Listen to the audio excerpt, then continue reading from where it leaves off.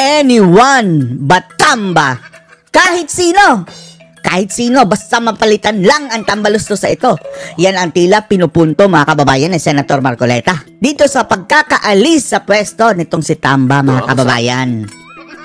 Ang sabi ni Senator, ang importante, napalitan.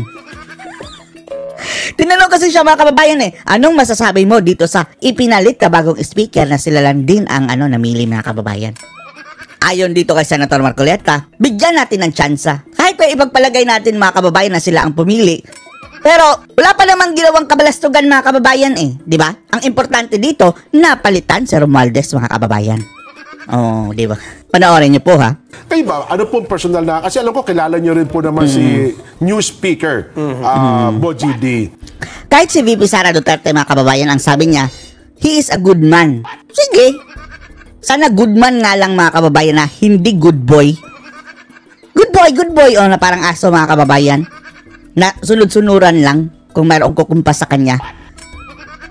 Kung gagamitin lang niya ang kanyang utak mga kababayan. Dapat mag-isip-isip na siya ngayon na marami na ang mga matang nakabantay sa kanya. Kung gagawa pa siya ng kabalastugan, matutulad siya sa sinapit ni Tambaluslos mga kababayan. Hindi lang ngayon lumaya si Tambaluslos mga kababayan. Ewan lang natin kung saan yan pupunta. Magtatago na siguro yan. Pero, ang mas nakakarimarim na nangyari kay Tambaluslos mga kababayan ay ang pagkasira lalo ng kanilang pangalan. Bumaba siya sa pwesto na kinamumuhian ng buong bansa. Ikaw, Boji D, gamitin mong utak mo. Anong landas ang tatahakin mo? Landas si Tamba o landas ng katarungan? Baguhin nyo na yung kalakaran nyo dyan sa Kongreso na puno ng kurakutan. Di ba? Ano tatanong mo ron? Kayo bilang senador, ano ang reaksyon nyo para sa kanya po bilang pagiging speaker ng Kamara ngayon? Bagong speaker, Bonjing. Hindi, Bonji pala, pinalit kay Bonjing. Ang importante, napalitan na. Yun lang. Ang importante na palitan. Yan din ang sabi natin mga kababayan natin anyone but Tamba. Basta mapalitan lang yan si Tambaluslos. Dahil kahit sinong ipalit dyan mga kababayan habang andun si Bangag mga kababayan, siya pa rin ang presidente. Wala pa rin. At least eto mga kababayan si Bonji, hindi katulad ni Tambaluslos mga kababayan na feeling presidente siguro. Sana nga. Dahil si Tambaluslos dati pinsan mga kababayan kaya parang naghari-harian. Yun ang yun ang gusto ng higit na nakararami, di ba? Opo. Alisin na yung Tambaluslos. Kahit sino, basta napalitan na. Kahit sino. Anyone, basta mapalitan. Ganun po. Kasi sabi nung iba, para baka wala din daw, baka wala din daw mangyari. Kasi parang... Talaga. Kahit sino iluklok dyan mga kababayan na House Speaker, basta si BBM pa rin ang presidente. Wala na talaga tayo ma-expect mga kababayan na mayroong pagbabago. Give him the benefit of the doubt. Ayan. Pero at least, hindi mag-aastang Pangulo. Kagaya ng Tambaluslos mga kababayan. Naman yung nandyan siya. Sa unang mga pagsasalita niya, sabi niya, hindi ko naman papayagan yan. Tama. Under my watch. So, hindi ko kanya isi-shield yung may kasalanan. Bakit pinalaya si Tambaluslos? Ngayon si Zaldico mga kababayan parang nasacrifice nila. Buti naman. How about Tambaluslos?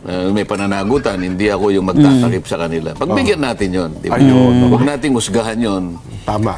Dahil sa pagginawa natin yon, magkakasala tayo. Sige, tingnan natin ha. In fairness mga kababayan, sa kanya, wala pa namang ginawang kabalastugan, di ba? Pero andito lang tayo nakabantay. Huwag tayong husga sa ating kapwa. Baka tayong mahusga. Kamukha ninyo kanina ng dalawa. Ipinagpipilitan nyo ng sila dalawa na. Ngayon, huhusgahan kayo ng ating baybay. Bahala kayong magpaliwanag. Bahala kayong magbayad ng danyo sa kanila. Latest kay Congressman Zaldico. Yan si Zaldico. Papauwiin na ng bansa mga kababayan. Ayan na. Kasi di ba Pinsan ba yun ni yung kulot mga kababayan? Speaker. Okay. Ang palagi ko, ito yung isa sa pinakauna niyang hakbang, si Speaker Faustino D. Boji. Boji D. Ang isa sa una niyang hakbang bilang bagong speaker, naglabas po siya ng pagbawi sa travel clearance ni Ako Bicol Representative Saldico. Oh, hindi lang clearance ang dapat bawiin, kundi ang yung sinasabing nakurakot niya, mga kababayan. Siya po ay inaatasan na bumalik na sa bansa sa loob ng 10 araw. Umuwi ka na travel dito. clearance ni Saldico. Ikaw na ang sacrificial lamb na ito, mga kababayan. So, ang nag-approve pa ay si dating Speaker Martin Romualdez. At sinasabi na itong siko ay pumunta ng Amerika at nagpagamot. Pero Tinakasan na siya, mga kababayan. Hindi papayag si Tamba na, ako lang ang gugurgurin dito. sa ngayon ay... Dalawa petsa tayo, Saldico. Anong petsa niyan? Ngayon na yan, di ba? Oo. Yung kanyang revocation. Ayan, September 8 kahapon. Oho. So, 10 days mula kahapon, dapat 28. nasa Pilipinas na si Saldico. Si Bonji ang mga kababayan, release. Itong notice of revocation. Dahil marami nga daw po itong dapat nasagutin. Pero batay ho sa mga kumakalat ngayong Anong impormasyon. date niyan? Kahapon? Kahapon po. Opo, September 18 yun po. 19 ba ngayon? Opo. 19 po ngayon. 18 Sa mga tweet, September. ginawa ni Senate President Soto yung usapan namin. Habang kumakain kasi kami, Aha. pwede mo naman kakong tawagin yung bagong speaker. Opo. Na sabihin mo na pauwiin ni si Saldi. Aha. Kasi pinag-uusapan namin yung mungkahi ko kasi na direksyon ng pag-iimbestiga. Ipatawag yan si Saldi ko dyan sa... Kahit kanino. Ako, ang gusto ko pag nanguhuli ako, ayoko ng sapsap. Sapsap. Ayoko ng butete. Ang gusto ko sa Baliay na. nakasadlak tayo sa napakalaking problema ng korupsyon na ngayon ay nabuyang-yang talaga. Paano na yan? Ang sabi ni VP Sara sa halip na daw na mga kababayan, i-detain si Romualdez, pinatakas daw. Pinalakpakan pa. Yan si Romualdez, hindi na yan magpapakita. Kagaya na ni Saldico, postahan tayo mga kababayan, hindi na yan babalik ng bansa. Kailangan yung mismong sistema ang ating targetin. Ngayon, para ngayon ay magawa mo yan, na kinakailangan malalaking isda, mahuli natin.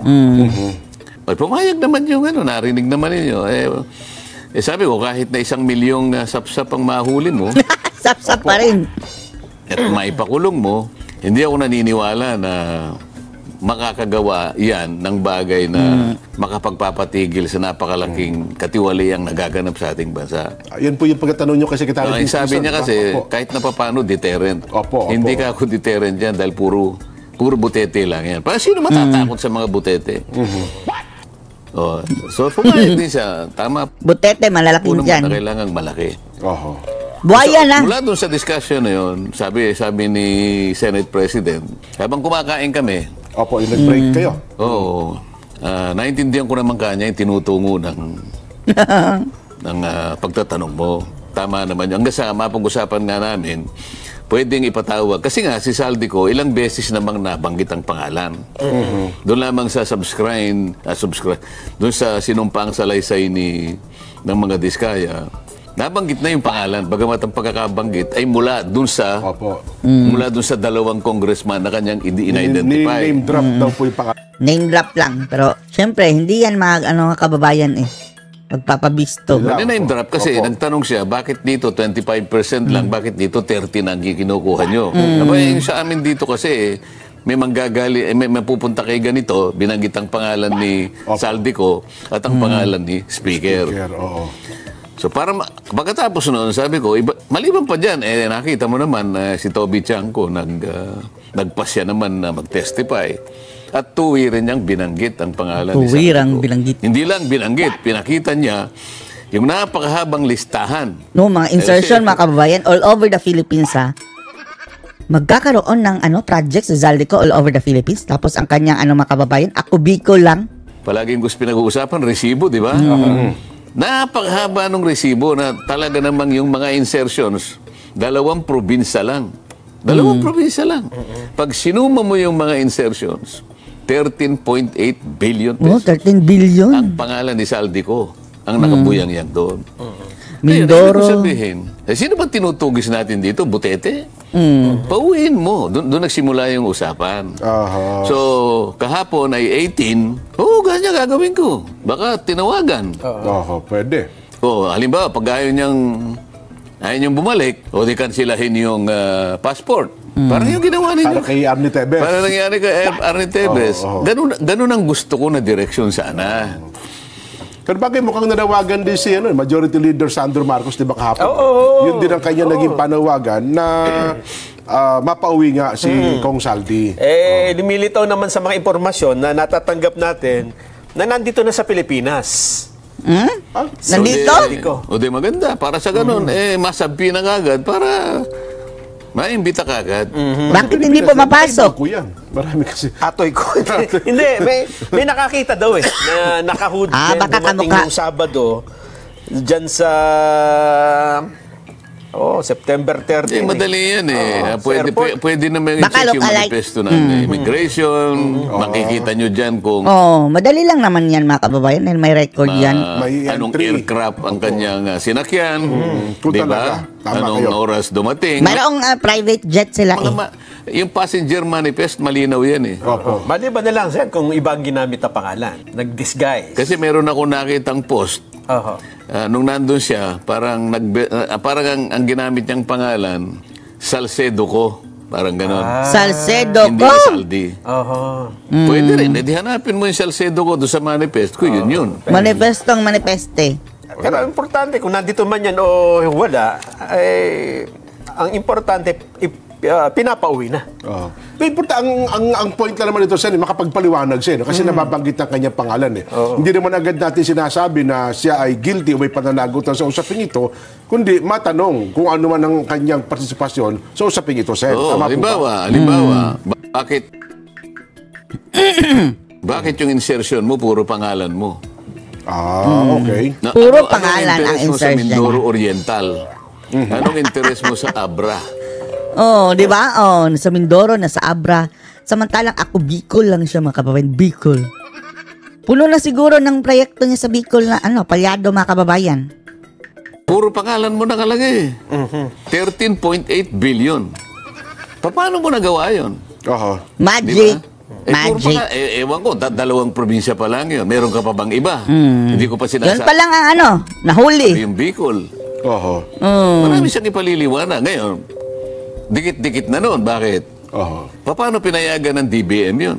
Paano Si Marcos din mga kababayan. Siya ang may control ng DBM eh. Paano pinayagan?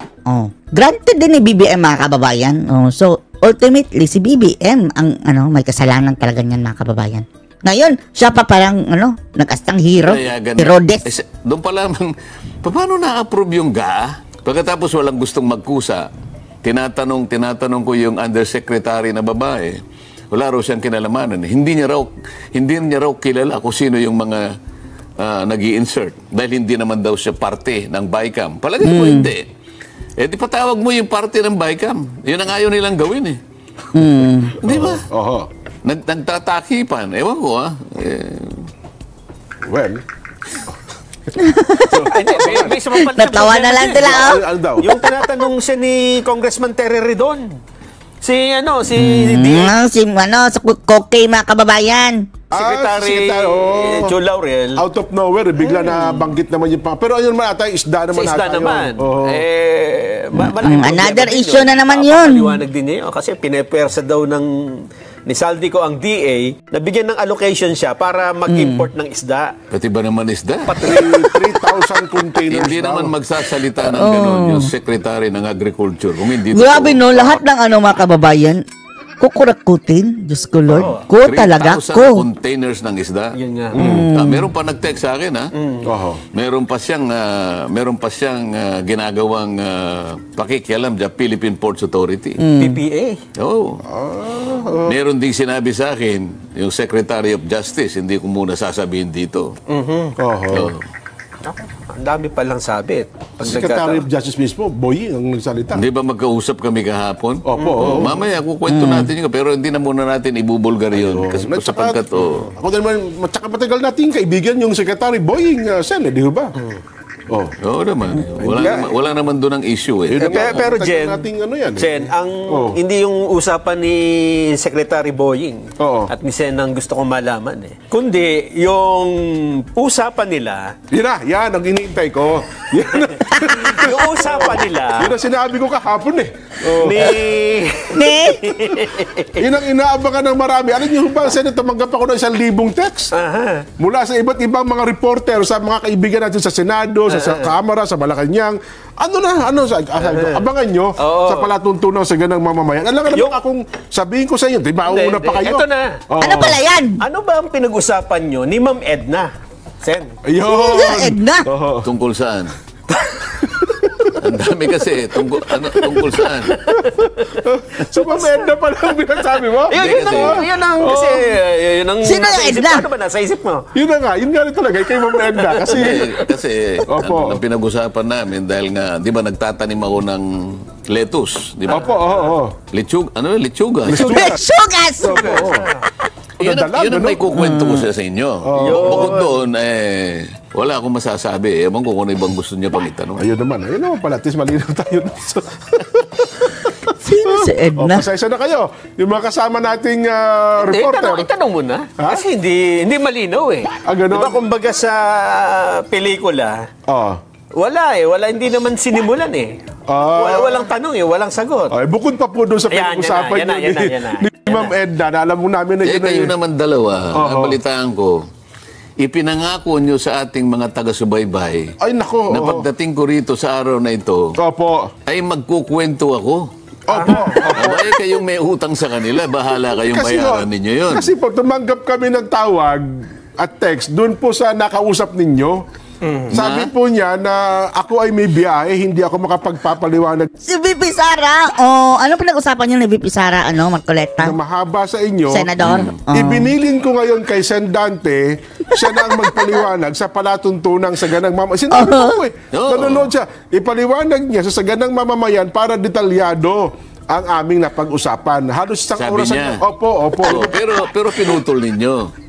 Meron siyang sinabi, kung gusto mo kanyang ikwento. Ano sinabi niya? Kung ayaw ko, ano magagawa ninyo? Ayun lang po. Ano kaya pinag-usapan nila? Sabi ng mga nanonood sa atin, ano Secret? ba? Sasabihin niya, di baka naman po pwedeng lang, yung mga patikim lang na pwede namang on air. Lagyan mo muna on the record. yung hindi Opo. naintindihan yung pinag-uusapan natin. Ang atin pong binabanggit, Para diretso. bukod Kasi po doon sa napag-usapan nyo sa lettuce tungkol po Ma'am Edna, meron pa pong isang mahalagang tao na bumisita mismo Makita natin. sa inyo pong opisina at nagpa-picture pa po. Sino ba yan? Tingnan Ang natin. amin pong tinutukoy Asan? ang Vice President BP Sara. Inday Sara. Duterte. Yung larawan, direct. Kahapon ba yan? O other day? Hindi, kahapon to. Tama. Oo. Yung larawan, direct. Baka sabihin Other day pa yan? buffering daw. Baka next year daw po may palabas. Yan lang po ang problema ni Direk. Yan ang problema. Kaya sabi ko, Basta si VP Sara, mga kababayan. Kaya pala salita mo kanina. Nasisipayo. Nasisipayo. Ayan. Ayun, kita nyo. Picture to eh. Sabi ko sa inyo. Hindi nyo ba titignan yung background ng opisina ko? Official seal. Official seal, background po. Sana yung buong para makita. Vice President Sara Z. Duterte expressed her continued support and confidence for Senator Rodante Marcoleta during her courtesy visit today. May picture din. September 17, the other day. Likod eh. Kita namin yan, Sen. May chest ba tayo dyan? Hindi, nakita mo yung sa likuran mismo namin, nakikita mo si Genghis Khan na yun. Akala natin mga kababayan, kahoy lang ano pala yan? Genghis Khan. Ano itong mga nasa mga awards? Ano pa? Baka may makita tayong mga dito. Ano ba yan? Pero parang gawa, metal ba yun? Metal yan. Metal. Oo. Matusok kayo Pumunta dyan. si WJ? Sino WJ? Hindi alam ni WJ yan.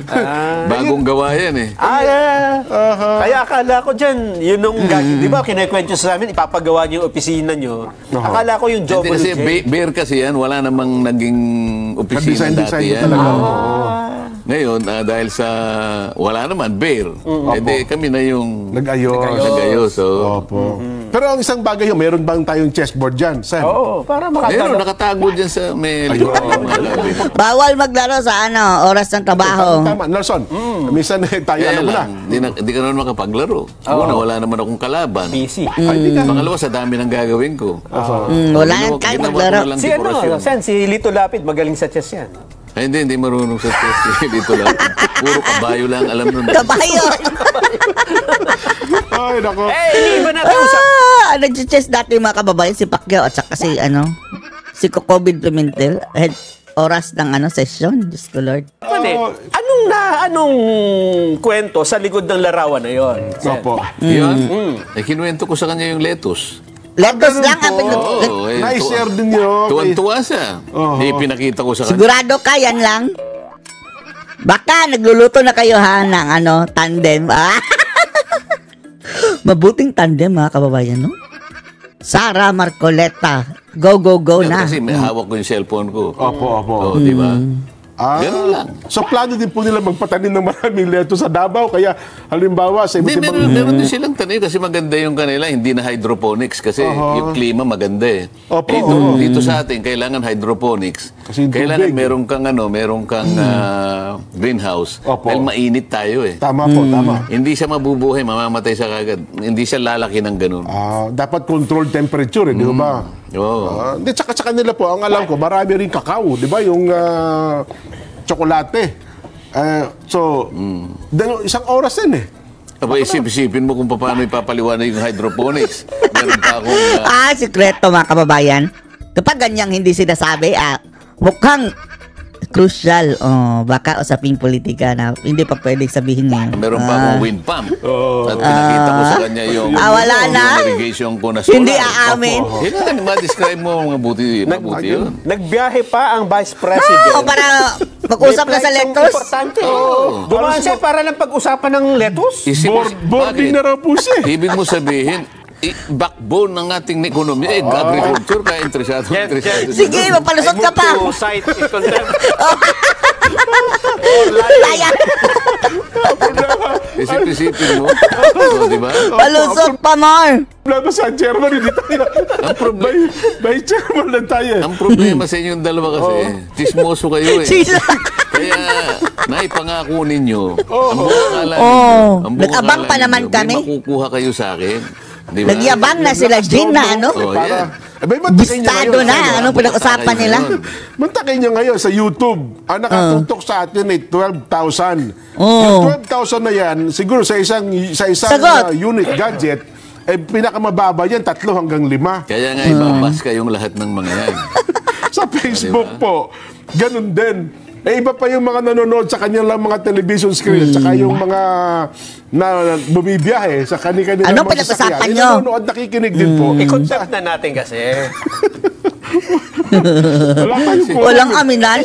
Isipin ninyo na kumodinalaw ka ba ng Vice President kung ano-ano ng spekulasyon ang nasa isip niyo? Pwede Dapat naman lang. kayong magkwentuhan ng... Kasi tagal din naman na Kasi sabi ni Bibi Sara na, tanungin ka daw. hindi nagkita eh. Oh. Di ba? Oh. Bakit talaga, personal na pumunta mga kababayan at doon talaga sa Senate for the people to see? Magmula nung huli kaming magkita sa Ano yun pang-asar siguro, no? Ang daming na-asar mga kababayan. Ano na naman yan? Ganyan sila mga kababayan. Pilipinas, halimbawa sa Digos. Alam ko pinakahuli yung birthday niya sa The Hague, di ba? Sinabi ko naman Opo, nagpunta kayo doon. Yun ang pinakahuli. Yun ang pinakahuli. So, napatagal dahil siyempre, Yan, sa haba nang hindi kami nagkita, so maraming kwento-kwento lang. So, sukdo lang, umabot po yung boarding time niya. Sabi niya, meron lang ako anyang flight ngayon. Papasok ako sa opisina ni Senador Marcoleta. Paglabas na paglabas, sabi niya, ikukwento ko sa inyo ang aming napag-usapan. Nung lumabas, sabi niya, boarding time na namin. Boarding time na. Pagka nagpaliwanag Ang dami palang sumunod sa kanya. Hindi ko naman nakita. Nasa loob ako. Napakarami po. Pati ang mga kababayan, yung sa Senado, mga staff. Pa-picture mga kababayan. Kung si BBM yan mga kababayan, hindi pa pansinin. Di ba? Mga tao, andyan na, dumaan na presidente, parang wala lang, nakaganyan lang.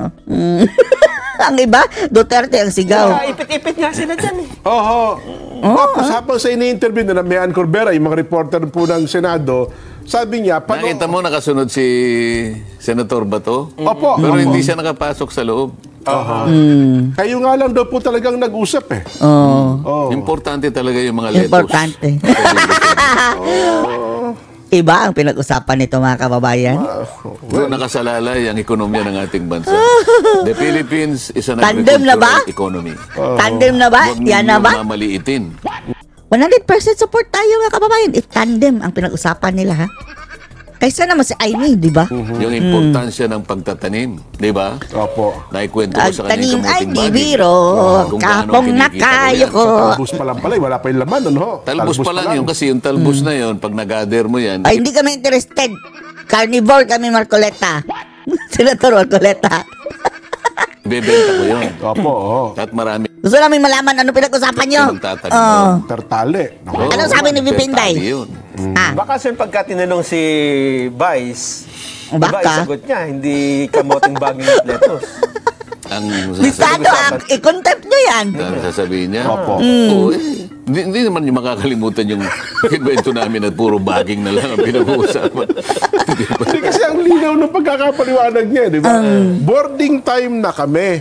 Kapag ka nagpaliwanag pa ako sa inyo, mahuhuli ako, hindi, kinakailangan ko, parang sulo ata pupuntahan niya, no? Ganon.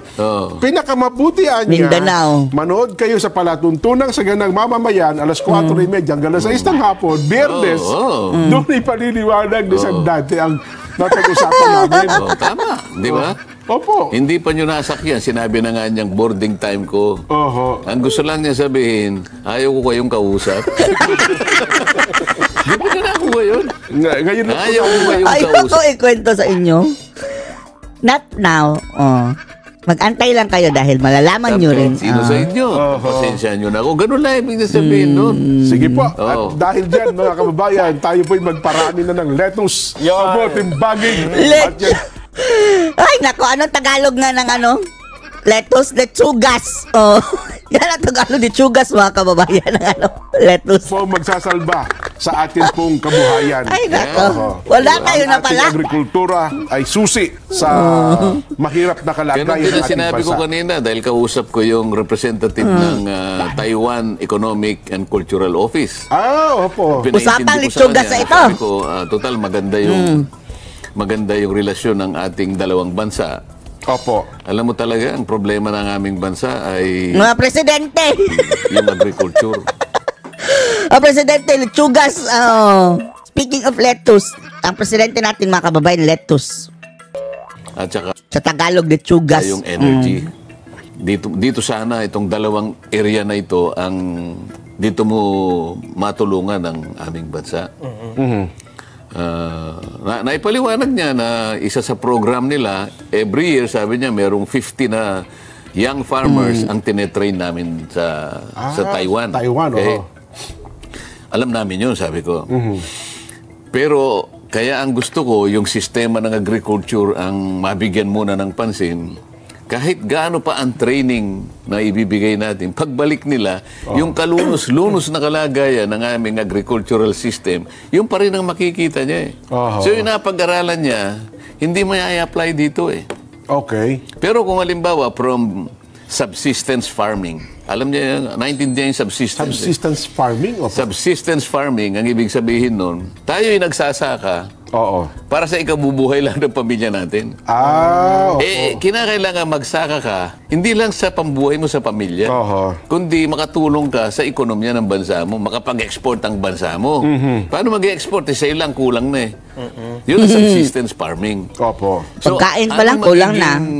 Anong magiging katuturan ng tinrain mo siya? Tinrain mo siya sa isang makabagong farming. Alam mo pagkakaiba? Mayaman ang kanilang mga farmers. Sa atin, oh, Yun ang kawawa. makikita ng mga batang Pilipino.